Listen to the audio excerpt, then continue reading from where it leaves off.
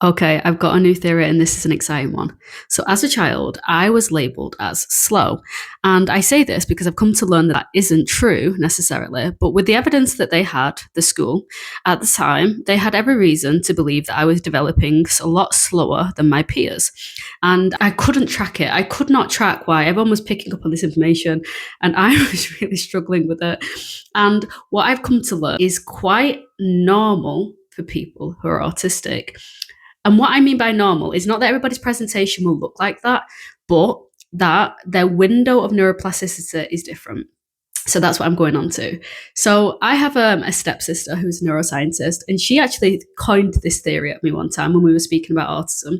And she said that she believes, like neurotypically, a lot of our information is documented on how the window of neuroplasticity between the 0 to 5 years is the typical brain. So a neurotypical brain, where children have like a high degree of flexibility, they can learn a lot, and then it slows down over time. She suggested that the reverse could be true for people with autism. And I have done some research on this. And again, I'm assuming that this is relatively new research. So again, please go away and form your own opinions, make your own decisions. But there is lots of claims that either the neuroplasticity just functions differently. So that might be the window of neuroplasticity doesn't open at all, or it opens at a different degree and it stays open longer. And if you've heard of Jason Arday, I will input a picture here. He's literally the definition of this. So I'm somebody who's the definition of this, and I have lots of clients who are the definition of this. So I was seen as slow, and there was lots and lots of support put in for me because they was like, you are just not grasping what all these other students and kids your age are grasping and developing at. And then I went fast forward to me going to university, and I came out with a first class honours degree. And if you spoke to me, even though I do still have gaps of knowledge where you might be like, what? How do you not know that? How do you not get that? In my area of interest and my area of expertise, I am so knowledgeable. Hence why I'm so passionate about this. Jason Arday is a boy who did not learn to speak until he was 11. He went on to teach himself to read and write between 16 and 18, I think it was. And now he is a professor at Cambridge, and he's talking about social change. He's an advocate for it. And obviously he is, talking about his story and about how basically people counted him out, assumed that he was never going to amount to anything.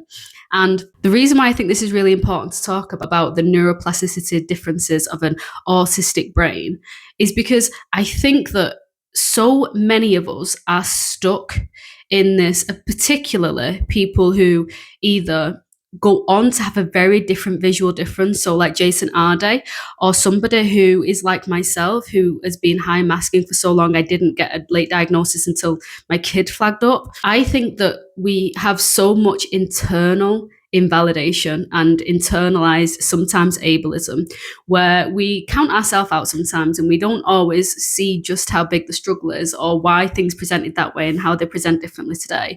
But one of the things is, which I'm going to make a different video on, I'm not going to talk about it in this one, is internalized perfectionism that is not rooted in the sense of ego, like I want to look the best, I want to stand out. It's actually rooted in the exact opposite, which is I have this internalized perfectionism, which is actually rooted in me not wanting to visibly stand out as being insufficient or having gaps, because I have had feedback all my life that suggests that I am not adequate, that I am not efficient, that I don't understand something.